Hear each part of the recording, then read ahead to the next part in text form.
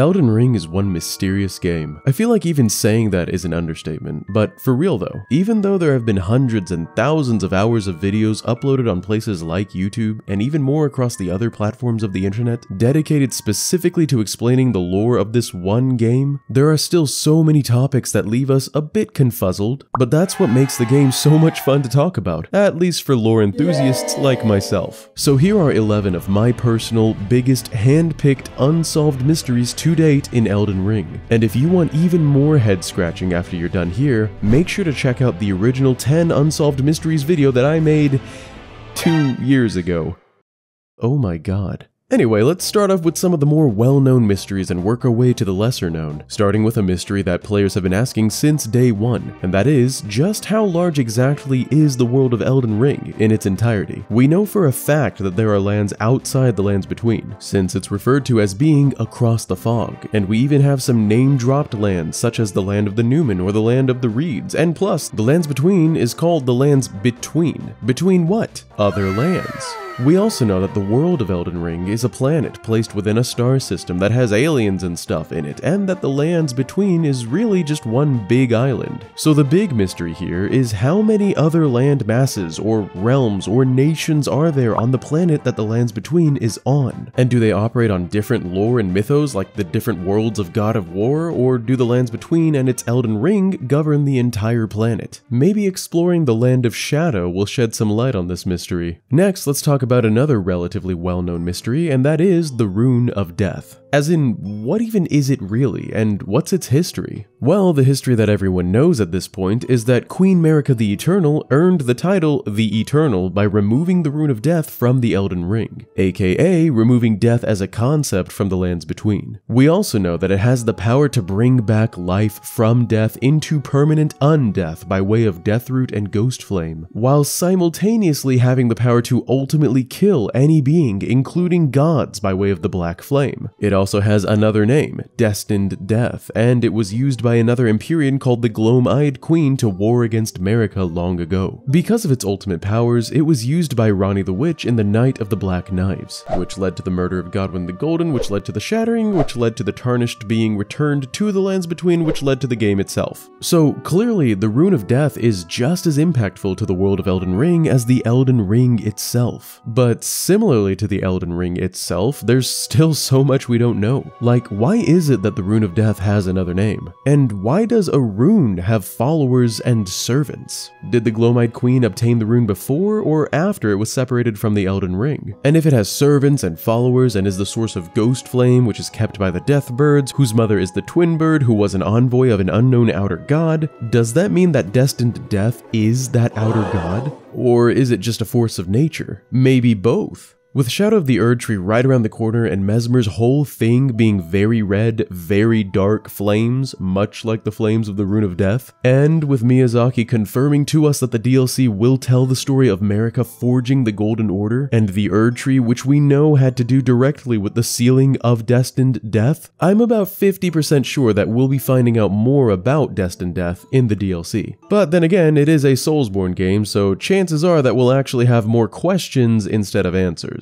Speaking of outer gods though, just how many outer gods are there anyway? And what exactly are they? Like, what defines an outer god? We know of the existence of at least 4. There's the Greater Will, the outer god of Rot, the Formless Mother, and the god of the Ancient Twin Bird, which may or may not be Destined Death, as well as some others that are unconfirmed, like the Dark Moon that Ranni and the Snow Witch possibly served. But it's very possible that there are even more than just these, especially if we consider the fact that the outer gods we know of are each sources of magic. For example, the Greater Will is the source of the Golden Order incantations. The Formless Mother is the source of Blood Flame incantations. The Scarlet Rot incantations, and Destined Death, potentially, the source of Black Flame incantations and Ghost Flame sorceries. So if we reverse engineer this train of logic, then this opens the door to any school of magic potentially having a source, and that source therefore being an outer god. So what about the outer god of glintstone sorceries? Is that the Dark Moon? Or would the Dark Moon be the outer god of gravity magic? What about the flames of the fell god? I mean, if this is the case, then there are like at least 17 other outer gods that we don't even know about, and maybe even more. But I digress. This is all purely speculative, of course, and ultimately there are still so many questions regarding outer gods and their specific natures and goals.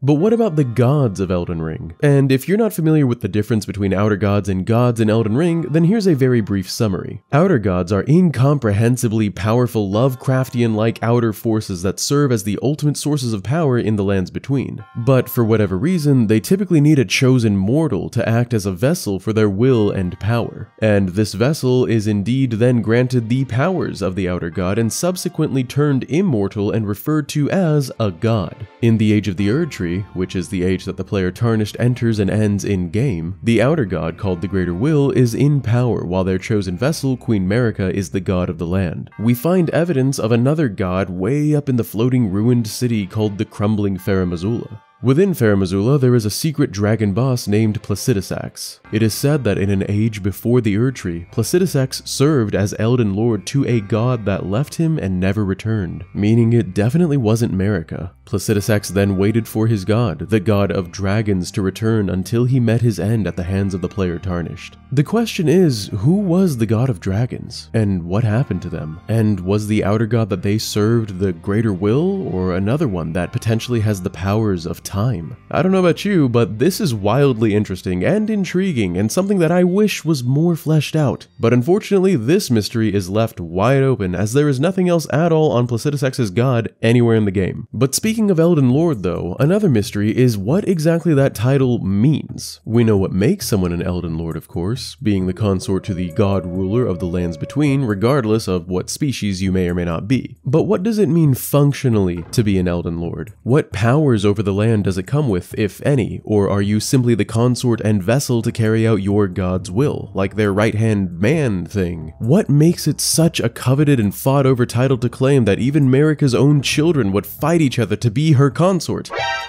Wait a minute. Furthermore, what is the relationship between the Elden Ring and the Elden Lord? If the Elden Lord title predates the Erdtree and the Golden Order, which came from the Greater Will, which sent the Elden Beast into the lands between, which then became the Elden Ring, then does that mean that the Elden Lord predates the Elden Ring? What does the word Elden even mean? So many questions, so little answers. But let's move on. Have you ever wondered about this guy? You know, the guy that goes,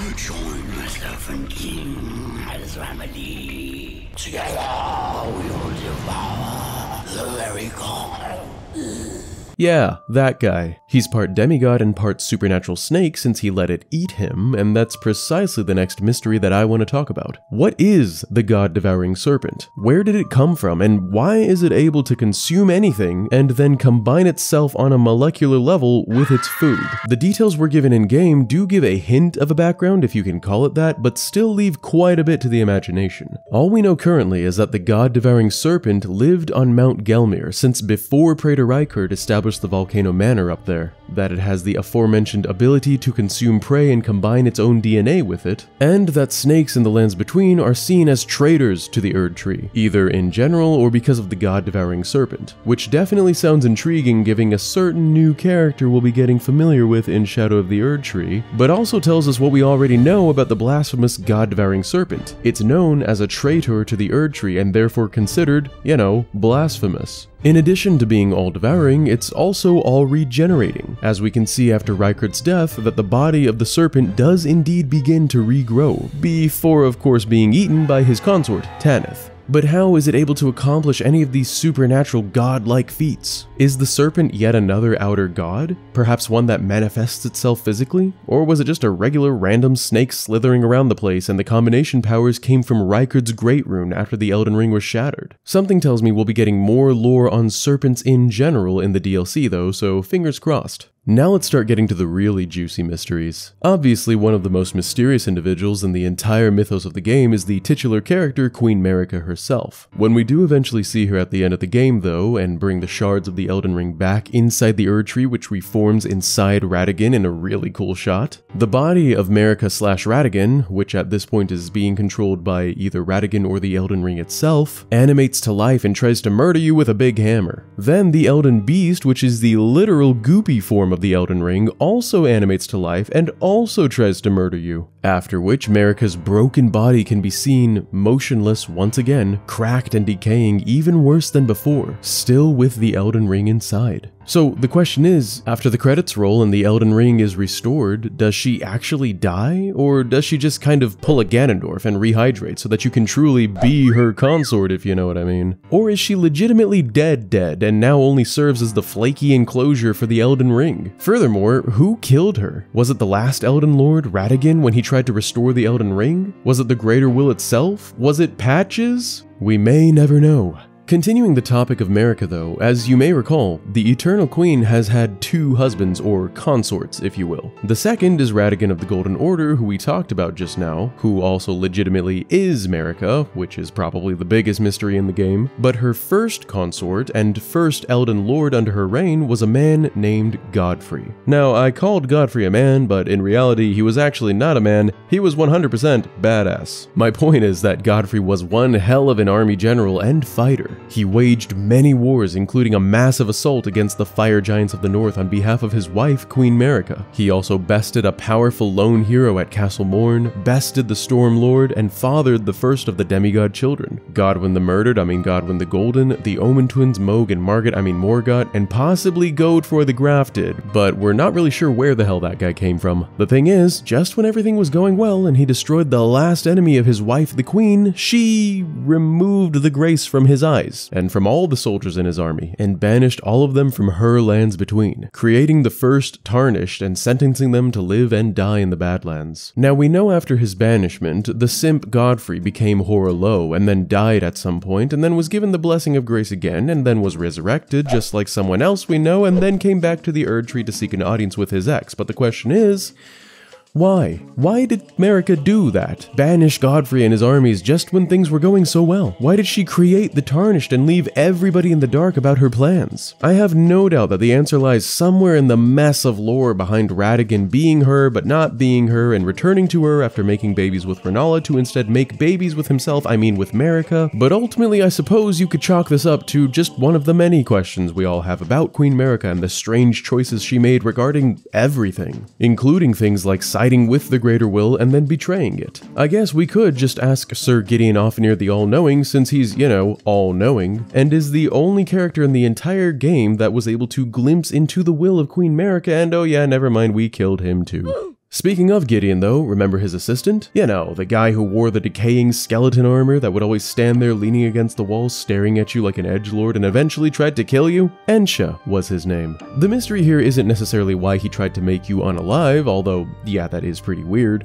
but it's in the armor he wore. It's called the Royal Remains set, and its description reads that the bones, which are gold, belonged to an ancient lord known as the Soulless King, and that king's name, get this, was Ensha. So Ensha is wearing King Ensha's remains. But who's Ensha? The king, that is. Is that his face? Were his bones really gold? Was he really soulless? Who or what was he the king of? Was Ensha even a different person, or is Ensha actually Ensha? So when Ensha's armor describes Ensha, it's talking about Ensha's armor. This is one mystery that I would love to find an answer to, so if anyone knows anything I'm missing, please tell me in the comments below. But speaking of soulless, Ensha actually isn't the only soulless character mentioned in the game. Remember those giant walking bell-ringing mausoleums? Yeah, those. Kinda hard to miss. Remember what they hold inside? Headless corpses extending their arms outward. According to several in-game sources, these headless bodies laid to rest inside these mausoleums are none other than soulless demigods that were born of Queen Marika, who apparently did not want them. I'm not kidding, there's a stranded soul that refers to at least one of them as her unwanted child, or in Japanese as her ugly babies, according to Google Translate. But her children nonetheless, regardless of whether or not they were ugly, which I guess we won't be able to tell since, they don't have heads. This is a huge mystery that the fanbase has almost entirely slept on for the past 2 years. If Marika is the mother, who's the father? Was it Godfrey? Radagon? Somebody else? And if you dive a little bit deeper into the mystery, you'll notice that all of the furniture inside these mausoleums are from the Eternal Cities, which were known for their infamous acts of hubris attempting to create artificial life. So, are they artificial demigods? So many questions. Furthermore, two things that are not questionable about these headless demigods are that they are indeed demigods, referred to as such multiple times, and that they are indeed headless. But why? Why are they dead, and in such a specific manner? And furthermore, who killed them? Demigods are immortal, at least in the age of the Erdtree. That's not to say they can't be killed necessarily, but rather that they won't just die on their own, or of old age. And with their heads all missing, it's quite apparent that they didn't die of old age, but were beheaded purposefully. Interestingly, Melanus tells us the words of Marika at certain points in the game, and at one point has this to say about her demigod children. In Marika's own words, "Hear me, demigods. My children, beloved, make of thyselves that which ye desire. Be it a lord, be it a god. But should ye fail to become aught at all, ye will be forsaken, amounting only to sacrifices." So, does this mean that this is why Marika didn't want these children? And that she sacrificed them because they didn't do anything with their lives, or they didn't do what Marika wanted them to do with their lives? And what was the point of the sacrifice? Is it some sort of ritual? To achieve what? And what does it have to do with the eternal cities? Again, if anyone knows anything else or has a theory about anything regarding the soulless, headless, possibly sacrificed demigod children of Marika, let me know in the comments below, and who knows, I might just make a theory about it because I think there's a lot here. And there you have it, my list of 11 currently unsolved mysteries in the wide, amazing, intricate world of Elden Ring. If you enjoyed it, please consider leaving a like because these videos do take quite some time to make, and even a single like can really help out with the whole algorithm thing. And subscribe if you enjoy delving into the rich lore of Elden Ring, which, if you're still watching and listening to my voice right now, clearly means this channel is probably a good fit for you. It only takes a half second, and you can always unsub later if you change your mind. Remember, if you want more unsolved mysteries, be sure to check out the 10 unsolved mysteries video that I made previously. Huge thanks as always to my bandit crew, who are the reason I can continue making content on the channel. That's all I've got for this one, so be sure to follow me on my socials, and I'll see you next time. This is Bandit, signing out. Peace!